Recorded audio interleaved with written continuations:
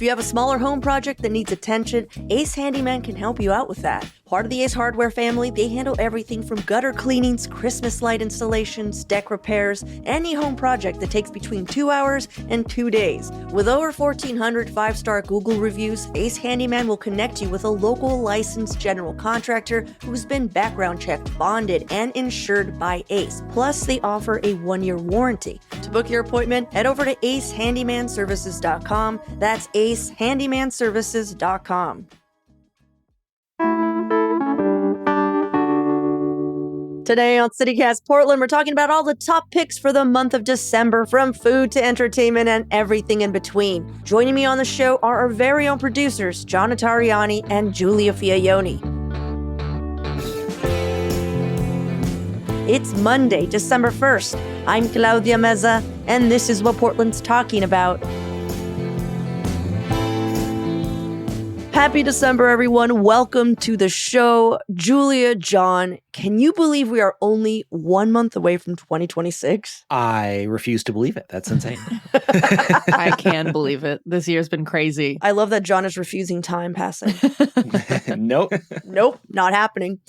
For those new to the show, our monthly guides are something we started doing here at CityCast Portland to feel a bit more connected to our city, because we all know it's so easy to get stuck in our everyday routines and miss out on all the cool things happening around us. So hopefully after you listen to today's show, you're going to walk away with some new ideas for how to have the best December possible. Also, today's guide is sponsored by United Way of the Columbia Willamette. So thank you so much to our sponsors. Let's jump right in. Like, what is this month's obsession or an event that you think people should be really excited about? Yeah, I can go first. I mean, I think with a lot of us, both in anticipation and a little bit of anxiety, I'm thinking about holiday shopping and about getting gifts for everybody and figuring out how to make that happen. And something that I've been doing for the last couple years that I've really enjoyed is going down to the Portland Bazaar to do my holiday shopping. Do you guys know about this? No. So this is a sort of like maker's market pop-up that happens. They do a couple of them over the course of the year, but the big one is happening on December 13th and 14th, and then again on the 20th and 21st over in Slabtown in Northwest. This is something that's been happening since about 2011, and they bring in like 160 vendors into this huge industrial space. Everything you could imagine you might want to get for one of your like cutesy Portland friends, you're going to find it there. Aww. They've got art, they've got ceramics, they've got candles and jewelry and vintage stuff and like even small food businesses. I've gone the last few years and gotten stuff for my mom and my sister and my partner. It is just like such an awesome way to be able to support all these like small local producers here in the Portland area that you wouldn't know otherwise. And it's just like a fun, bustling space to be. I'm not a big like fancy coffee person, but they always have a coffee cart parked right outside the main entrance. And I use it to get my annual like frou-frou little mocha or like some sort of like souped up chai that I drink while I'm like walking around and doing shopping. Are you saying you only drink one mocha a year? That was my question. I am such a black coffee guy. I don't do like sugar coffee drinks very often, but like maybe like twice a year I will get one. And like this event is always the one that I get my like chocolate ass sugary coffee drink to walk around while I shop. But yeah, it actually takes something that gives me a lot of like nervousness of like, how do I get gifts for everybody? And allows me to do most of that shopping in a way that is like in person and like actually kind of fun. Yeah. Oh, this is almost feels like a hack, John, because same thing with me. I do not like shopping for myself, and I just like shopping even more for other people because I'm like, well, I don't even know what I want. It's really stressful. Yeah. This looks like fun. This is really cool. Yeah. I feel like the other thing I'm noticing too on their website that's so smart is that they have a postcard and gift wrapping station, which is perfect if you just want to like send someone a cute little note, tell them that you're thinking about them, or you're like, I have my gifts, but I want to make them look nice. It's like the perfect timing for that. Yeah. They thought of everything. That's cool. Well, what about you, Giulia? This month, I've been obsessed with going to shows at the Twilight Theater Company. So I want to plug them and let everybody know they're an indie community theater in the Kenton neighborhood. And for the month of December, starting from the 4th through the 21st, they're running a play called Christmas in Christmasville, a Christmas play about Christmas movies. And these shows are like so silly and so fun and so Portland. The last time I was there was last month. I went to a 2-hour sketch comedy show with my partner, and it felt like we were sitting in somebody's living room, and it was like properly hilarious. We had such a good time. And because it's very much like a DIY theater, and there's funny little quirks about the space. So they have a bar and they serve just like simple wine and beer, but clearly the person running the bar isn't a bartender. They're also a part of the theater. And I have never received a larger pour of wine in my life. Like, I'm telling you, it was $10 for an entire mason jar of wine. Like, I drank that one glass the entire 2-hour show. So that was hilarious, but it's really sweet and accessible. They have $10 to $20 sliding scale tickets that you can buy ahead of time online. It's the kind of place where you can tell like a lot of the folks in the audience are family members of the performers or partners. And it's just really homey and the perfect wintertime like evening activity. I had such a blast last time I was there. And for folks that don't drive or are worried about driving home after that entire mason jar of wine, it's right off of the 4-line stop for the bus. So it's really easy to get to too. That's awesome. More theater for sure. Well, definitely. My pick, this is going to be a cute Kanye moment because I'm going to be talking about all of the lights. PDX Parent put together this amazing list of all the places in the Portland area that you can check out the best holiday light displays. And they gathered over 20 options that, of course, include some of our own personal favorites like Zoo Lights and Peacock Lane and the Christmas boats. But they also listed displays and parades out in Tualatin and Hillsborough, Tigard, just events and things that I was not aware of. And also a reminder of places that might get overlooked in our own area, like the Grotto or Oaks Park. Like, I forgot Oaks Park had anything, you know? Yeah. But the one that I was most interested in was the Silverton Christmas Market at the Oregon Garden Resort. So going from November 21st through the end of the year, basically, it's open from 5 to 9 with timed entry slots available every 30 minutes because, you guys, it's really popular. And it's definitely aimed at kids. Like, if you go, there's going to be almost like a little map of all the things that you can do and see. But it's fashioned after a German Christmas market, and that's why I'm interested, because I've always wanted to go to a German Christmas market. You guys know what those are, right? It's just like a thing that happens. It's a seasonal market that happens in Germany. It gets them out of the house. It's super cold, but it's really cool because they have vendors, they have food, that whole thing. So this Christmas market also has beer gardens and like fire pits and places for more adult hangout situations and less kiddie. From what I'm seeing, it straddles both. And I really want to go check that out because I've, again, kind of love the whole German Christmas market vibe in California. There used to be a whole town that kind of did that called Solvang. Yeah, I know Solvang. You remember Solvang? It's like a really cheesy Leavenworth. I love it. Yeah, of course. And everyone goes in California to Solvang, and it's definitely for kids, but there's like wineries and little tap rooms and stuff for adults as well. But this time you don't have to drive all the way to freaking Santa Barbara, Julia. You can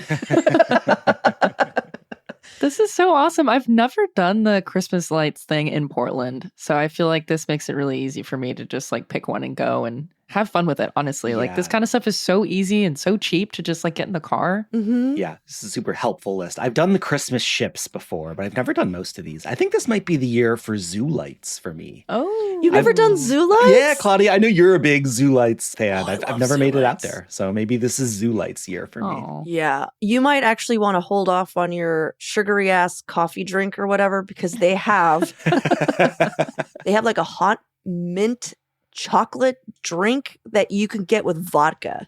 Oh, boy. It's so good. Just walk around Zoo Lights with your little vodka. I'm going to come chocolate. in some Monday this month and just be amped up. And you guys are going to be like, uh-oh, John had 2 sugary coffee drinks this weekend. He's still going. So good. Yeah. So anyhow, if for those who have kids or for those who just love Christmas lights, this list is so cool. Check out PDX Parent.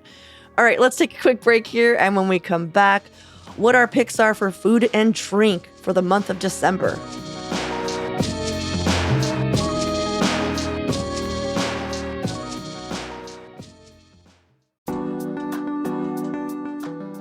Give someone you love the gift of exploration all year long with an OMSI membership. And right now, you can save 15% on memberships through January 5th. Whether you're looking for outings with visiting family over the holidays, summer camps for the kids, or just everyday moments of wonder, an OMSI membership unlocks it all. And in addition to year-round admission to the museum, you get discounts on all OMSI camps and classes, including vouchers for OMSI's planetarium, the USS Blueback submarine, and documentaries on Portland's largest movie screen, the Empirical Theater. Plus, your OMSI membership supports programs that bring hands-on science education to schools and communities across Oregon and the Pacific Northwest. There's never been a more meaningful time to support this work. To get your membership today, visit omsi.edu. That's omsi.edu.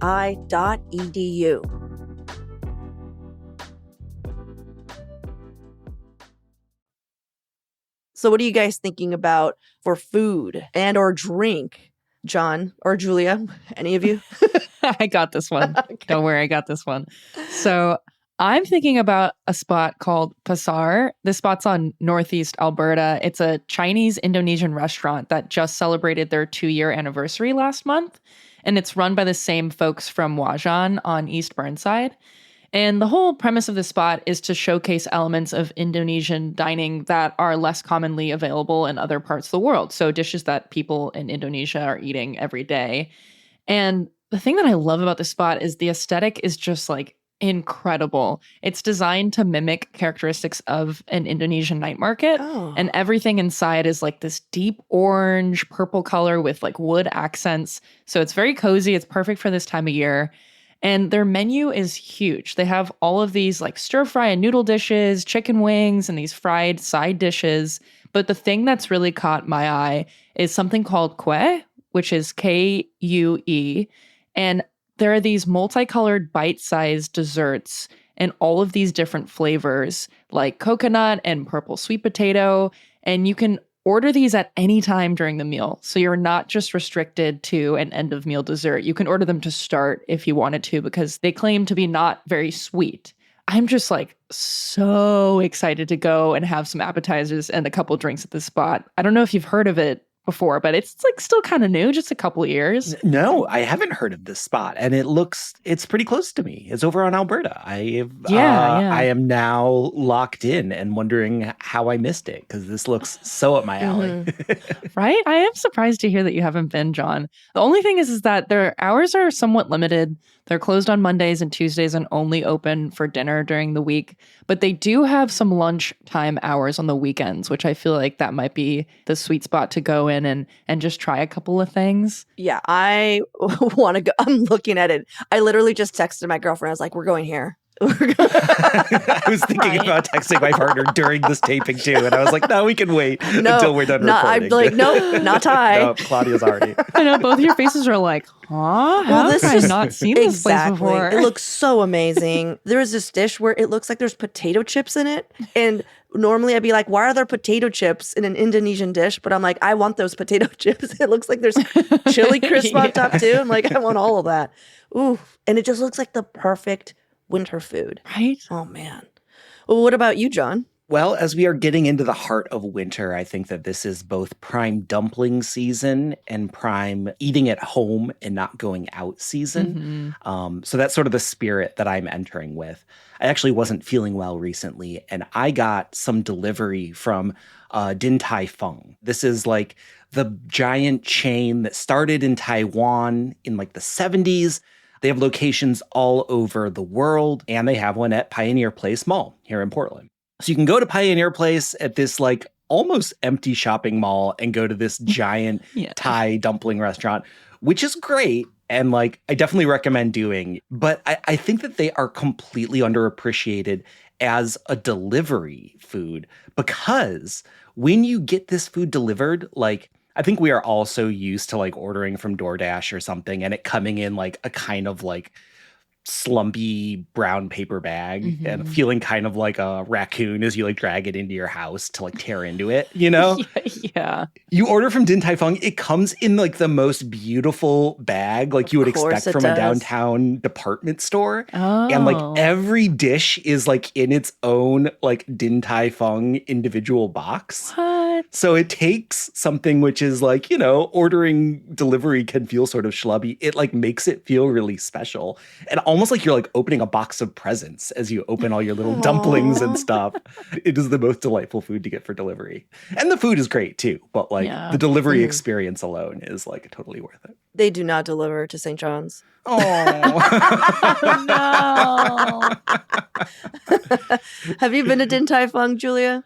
I have. I'd gone when I was living in LA and also a few times since I've been in Portland. And it's one of those spots that's like consistently good no matter where you try it. And John, I'm also somebody who like feels kind of embarrassed, like ordering food delivery to my house. Like it always feels like just really kind of nasty and not really satisfying. So this is right up my alley. Like this is on my list for the next time I'm too lazy to go outside. Seriously. Yeah. Yeah. I will say, like, you know, they are known for their soup dumplings, right? And like for delivery, soup dumplings don't necessarily travel the best. You might want to rethink that as your delivery choice.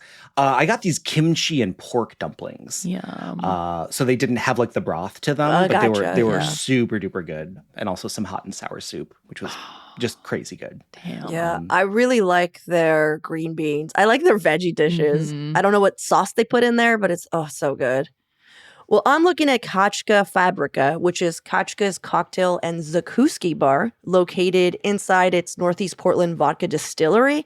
And I looked it up, and Zakuski or Zakuska are the foods that are traditionally served with vodka. So like caviar and oysters and pickled veggies, you know, stuff like that. But here's why I'm flagging it. They're rolling out a late night menu and extending their oyster happy hour from 4 to 6 p.m. Their happy hour basically is serving $1 oysters, but also $5 mini martinis, $10 caviar bumps, and late night only dishes, which is during these 2 nightly happy hours. It's amazing. So now they have 2 happy hours, extended hours, cute little dishes. They're really rolling out the red carpet out here. They're just like, come visit us. And I think we should. The one thing I will say is I cringe every time I see caviar bump. There's just something so gross about it. Do you know what I mean? Yeah. Because I'm just like, say little like a little caviar spoon. It is like the gross of lowbrow and highbrow at the same time. Yeah. I'm like, I don't want to think of cocaine when I'm doing caviar. And it's like, it doesn't make me feel fancy or I don't like cool. Or cool. I almost feel yeah. like they make you eat it in the bathroom. You have to eat it in the bathroom. That'd be so gross. I'm just nitpicking here. I don't like that term. And I know it's not like Kachka invented it. People have been using it. I just don't think it's cool. I'm like, dare over here. But the reason I love this is because Kachka introduced me to horseradish vodka. So, you know, every winter I make a batch of horseradish vodka. It's super easy to do. You just get some horseradish root. You infuse it in some vodka. You don't even have to buy like really nice vodka, just any vodka. And it tastes so good. You've had it, right, guys? Oh, yeah. Oh, this place is like, if I don't go to this place by the end of the week, like it will be surprising because I hope to like hit this oyster happy hour a few times this month. Claudia, I actually went a couple weeks ago. Oh, yeah? So I've been like a huge fan of like the Kachka happy hour forever. And it does feel like Fabrica is really sort of taking the Kachka happy hour experience and supersizing it, you know, because there's so many like little small plates of stuff. We got the like cod liver foie. It's not actually foie gras, but it's like a little spread made with cod liver that was like so good. They also had some like special of the Kachka dumplings that were also made with like salt cod and potato that were just out of this world good. So yeah, I really loved it. Yeah. I remember the last time I was there, I wanted a caviar flight, but they didn't have any potatoes with it. And I was like, have you guys had caviar with potatoes? And they all tried it with me. And they're just like, oh yeah, this is way good. This is really good. Like we had it with sour cream. Because, you know, like crunchy potato with caviar and sour cream is just like a dream. Next level. Yeah. It's the best. Yeah. And so I'm wondering if they put it on the menu now. I'm wondering if I've created a dish for Kachka, John, is what I'm wondering. Yeah, they took down your photo. Okay. Okay, well, let's move on to the hack of the month. John, did you want to kick us off? I am happy to inaugurate the final round of hacks of the year. And I am talking about getting out into the woods and getting your own Christmas tree. So I think last year on the December episode, I talked about my favorite place in town to get a tree. But if you really want to go hard, get out into the woods, man. Get your own. You can get a permit, go out into the national forest and cut down your own tree. Mount Hood National Forest does it. The Gifford Pinchot up in Washington does it. There's a bunch of options around. And you can just go onto recreation.gov, get a permit, costs $5. They also give you a map of the places where you are actually allowed to cut a tree. And there are a number of rules. You can't just drive down the highway and be like, I want that one.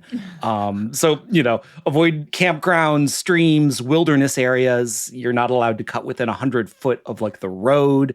But yeah, you really can just go out there and for $5 get your own tree. In terms of stuff you're going to want to bring, you're going to want to bring your own saw, probably a hand saw, because chainsaws are discouraged or even banned in a lot of areas. It's also recommended that you bring an old tarp or a blanket to drag the tree out on. You don't want to actually carry it. You can just plop it down and drag it back to your car.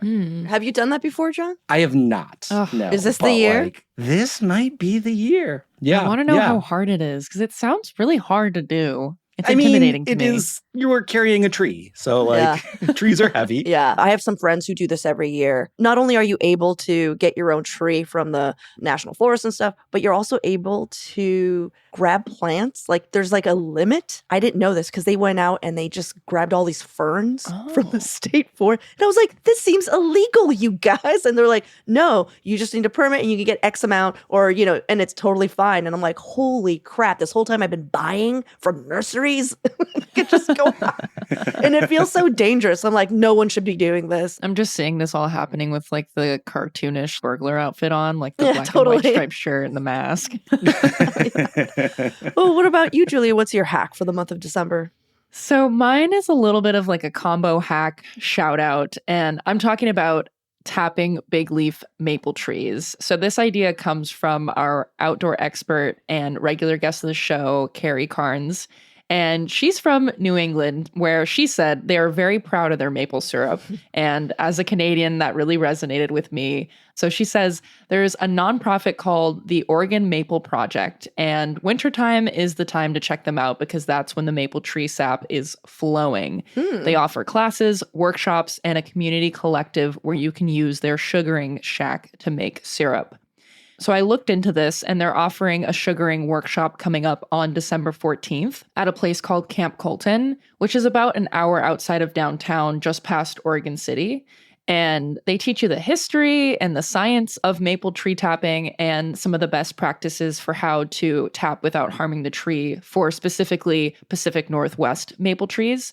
They basically teach you how to tap trees literally in your backyard. And you can turn that sap into maple syrup and into different types of sugar. So it makes it so that you can take that skill and really just kind of use it wherever you find them and wherever you're allowed to tap trees. But this whole concept is something I've always really wanted to do, but I've never tried. And to know that there is a specific class to teach you how to specialize it for the types of trees that we have is just so, so cool. Mm-hmm. I have an ornamental maple in my front yard, and I've just seen it. Even before you brought this up, I thought about it, but I'm just like, this is going to be the smallest little top. It's going to be bleed dry, this little maple. Because I know there's not all maple trees have syrup, right? Or well, not syrup, but the sap that turns into syrup. Yeah, I know this class specifically is for big leaf maples. So Yeah. I'm sure that there are limits to the types of maple trees that you can go and do this with. Yeah, I feel like between you and John, we're creating menaces. I just want people to Google this a little more before they go out into the woods. Please, Yes. guys. Take the class. Don't just go jamming a knife into the Oh side of a man, big I'm leaf feeling maple. really accountable right now for something that hasn't happened. Well, my hack of the month is actually more of just a suggestion. A lot of us don't know this, but the foster system, when people age out, they don't really get much of anything. They just sort of get well, off you go, and out they go. Not only that, but once foster kids hit a certain age, especially teens, it's rare that they'll ever get adopted. So there's a yearly holiday drive for foster teens and young adults because a lot of them don't get Christmas gifts. I don't know. Whenever I think about it, I'm like, it shouldn't matter, but it does. Like when you're a little kid, even if you're a teen, just knowing that somebody cares about you enough to think about like, I thought of you and I bought you a gift. It means so much. And if you don't have family or your family isn't consistent or whatever, I can't imagine the holidays being that much fun. So there is a project. It's called Project 48. And every year they do a holiday drive. They put a dream list together. It's a website, Google Project 48 Holiday Drive. It'll lead you to it.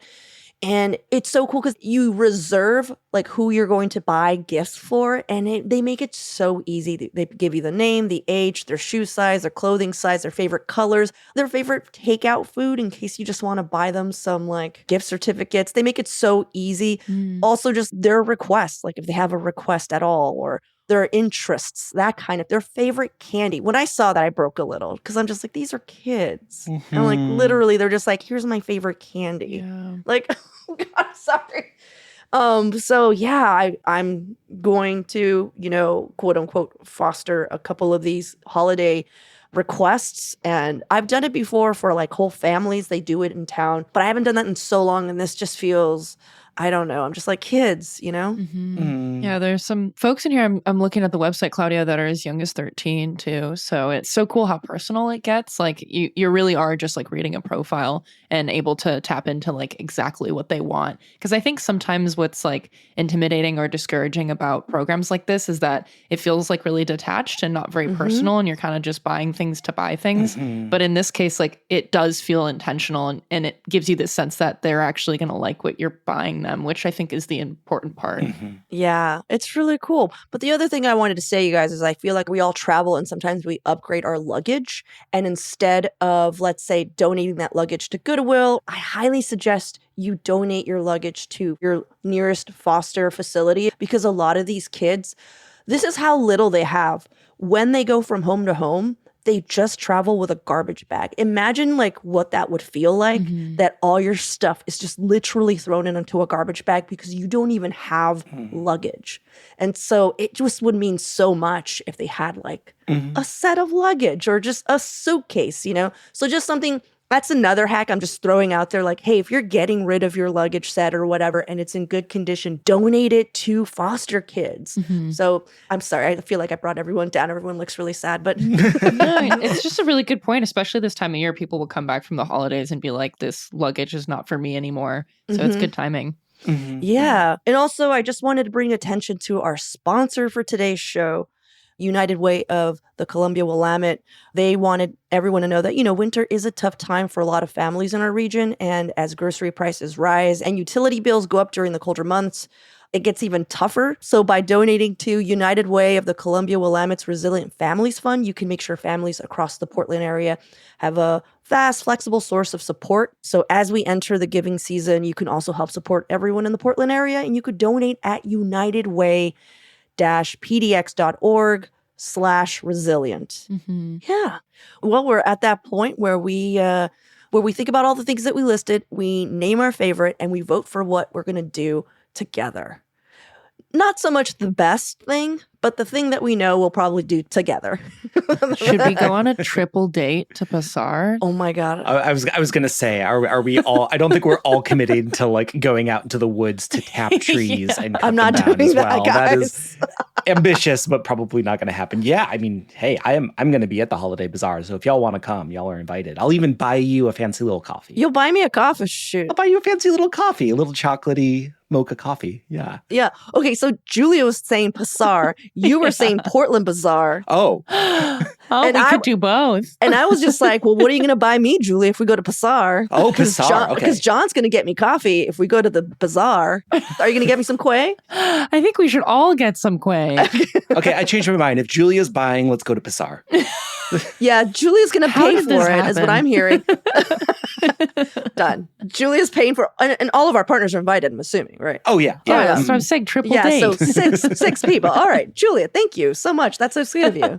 So generous of you. This is my holiday donation. To podcasters in need. Yeah. Yeah. Well, you guys, thanks for hanging out with me. And I hope everyone listening at home maybe got a couple of new ideas for what to do in December to help some people out, to eat a delicious new meal, to maybe have more fun shopping. But if you have your own tip for like things to do in December and you want to shout them out, you want to share them with us, we're always looking for ideas. Hit us up, portland@citycast.fm. Thanks so much, you guys. And I can't believe it. We did it. Another year. Happy December. Hey, thanks, Happy Claudia. December.